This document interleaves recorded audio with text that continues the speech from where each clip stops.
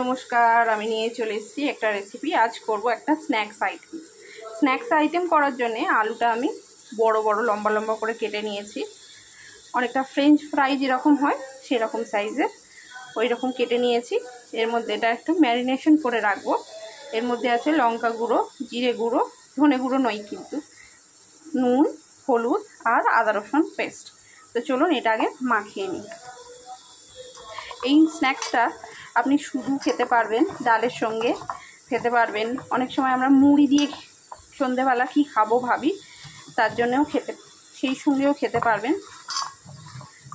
তো চলুন এটা আমি ম্যারিনেট করে রেখে দেবো বেশ কিছুক্ষণ।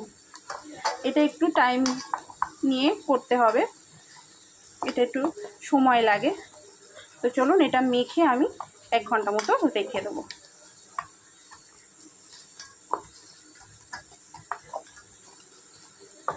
চলুন আসছি।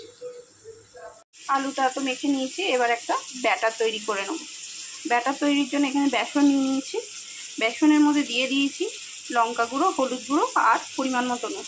আপনারা চাইলে এখানে কালো জিরে দিতে পারেন। আমার পার্সোনালি কালো জিরের ফ্লেভারটা ভালো লাগে না, তাই আমি দিলাম না। তো চলুন আগে গুঁড়োগুলো সব একসঙ্গে মিশিয়ে নেব। এইসব ব্যাটার গোলার জন্য এইরকম কাঁটা চামচ ব্যবহার করবেন, তাহলে ব্যাটারটা গুলতে সুবিধা হবে। তো চলুন এটা আমি মিক্স করে নিয়ে আর আসছি।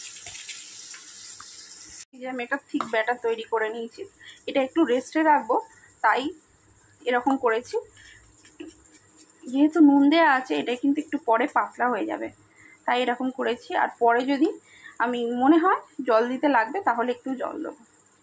তো চলুন এটা এখন রেস্টে থাক, পরে আসছি। চলুন আধা ঘন্টা হয়ে গিয়েছে, এটা আমি রেস্টে রেখেছি। যত বেশি রেস্টে রাখবেন ততই ভালো। আমি আধা ঘন্টা রেস্টে রেখেছিলাম। তো চলুন এবার এটা আমি ভেজে নিই। অলরেডি আমি তেল গরম বসিয়ে দিয়েছি, আর এই যে ব্যাটারে আমি ডিপ করে নিচ্ছি।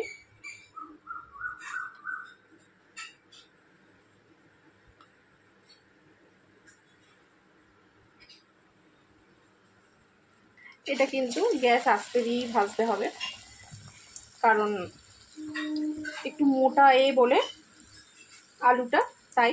তো চলুন এইভাবে আমি দিয়ে নিই সব কটা। আমি সবগুলো দিয়ে দিয়েছি। এবার একটুখানি তেলটা না একটু ওপর দিয়ে দিতে হবে, দিলে পোলাটা সুন্দর হবে। এই যে এইভাবে সাইড দিয়ে একটু একটু করে তেল আমি দিয়ে দেবো। আর এটা কিন্তু একটু গ্যাস আস্তে দিয়েই করতে হবে, যেহেতু আলুটা একটু মোটা মোটা কাটার, তাই ভিতরটা কাঁচা থাকার চান্স থেকে যাবে। তো চলুন এইভাবে আস্তে আস্তে গ্যাস আস্তে দিয়ে একটু ভেজে নিই লাল করে, তারপর আসছি। দেখুন গ্যাস আস্তে দিয়েই আমি লাল করে ভেজে নিয়েছি। গ্যাস আস্তে দেওয়ার জন্যে এই যে দেখুন একটা ক্রিস্পি আর মুচমুচে ভাব আসবে, এটা খেতেও ভালো লাগবে। তো চলুন একটুখানি গ্যাসটা এবার আমি জোরে করে দিয়েছি। তো চলুন হয়ে গিয়েছে, এবার নামিয়ে নেব। তো তৈরি হয়ে গিয়েছে মুচমুচে আলুর ফ্রাই। তো রেসিপিটা যদি ভালো লেগে থাকে অবশ্যই লাইক, শেয়ার অ্যান্ড সাবস্ক্রাইব করবেন। আর রেসিপি সম্পর্কে কিছু জানার থাকলে অবশ্যই আমায় কমেন্ট করবেন, আমি তার রিপ্লাই দেবো। তো চলুন আজকের মতো টাটা, দেখা হবে অন্য কোনো দিন অন্য কোনো রেসিপির সঙ্গে।